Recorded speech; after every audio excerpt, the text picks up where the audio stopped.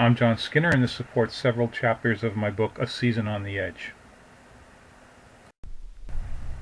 For me, these are about the most challenging conditions to catch a big striper.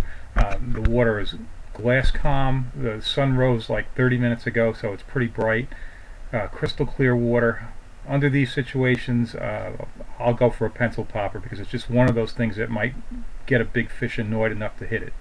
And that's what this video is going to be about, is this one fish. The fish boiled on the plug almost immediately after I started getting it to the surface, and then it hit once, and then here we go, there's the hookup. And it was clear right from the beginning this was a very large bass.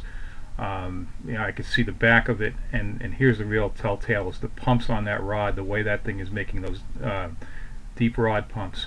And you can't hear a drag because the drag is silenced on my reel by taking the spring out, but I can tell you this fish is burning line off the reel right now. So I know I've got a challenge on my hands because you can't see them because they're submerged, but there's rocks out there. Clearly this fish is going to go for those rocks, and at this point, I'm happy I've hooked up, but I'm realizing that my odds of landing this fish aren't very high. Either he's going to mangle the hooks or cut me off on one of the rocks, and I think that's probably the most likely possibility, but I'm going to hold on and play it out.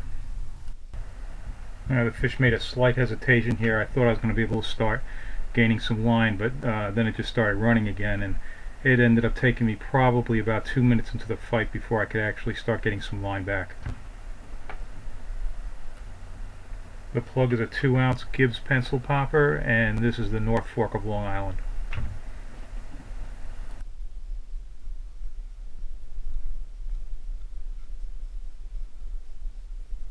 And here we go. This is exactly what I expected. This fish is hung. That line is around a rock. I can feel it rubbing. What I'm going to do is just walk back real slowly. I'm using 30-pound test spider wire stealth braid, and I'm going to just go slow, try not to put too much pressure on the line. And I was able to back off and just I walked backwards instead of pumping the rod because I wanted to just keep steady pressure, and by doing that I was just about able to ease that fish off the rock, but then your line is scraped against the rock, so you don't know if you've damaged the line. I've been in this situation before. It usually turns out that you haven't damaged the line, but there's always that possibility. But the fish is free now, for now anyway.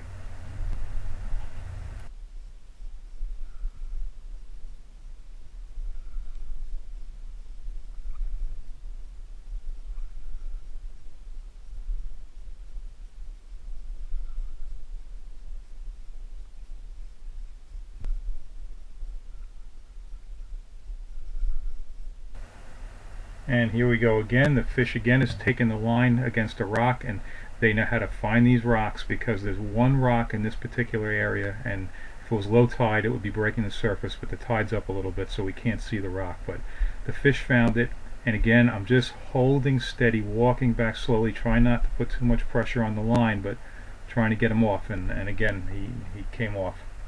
So at this point, sorry about that there, but at this point I'm pretty clear of obstructions, and what I'm going to do is just take it easy, take an attitude of slow and steady wins the race, and just keep putting line back on the reel, making sure I keep a bend in the rod, try not to make any sudden movements. Like I said, I don't know how those hooks are in, and I just want to keep steady pressure on the fish.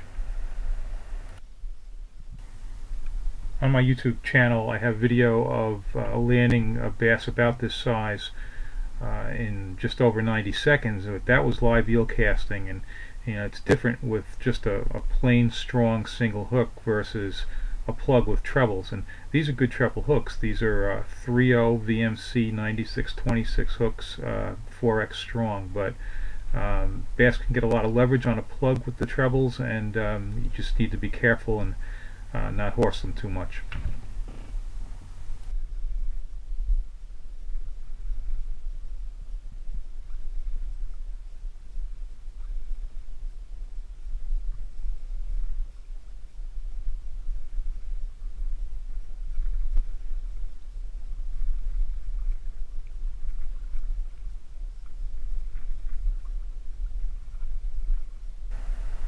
there's some of the weed that came off one of the boulders that that fish went against. There's weeds hanging off the barrel swivel, and there's going to be some on the plug.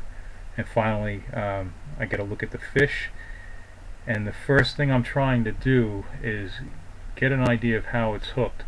And as it turns out, it's got the rear treble, one point of the treble right in the upper part of the mouth. It's hooked pretty well, but just hanging off that one hook, so that would be pretty easy to straighten with a fish this size if I tighten down too much.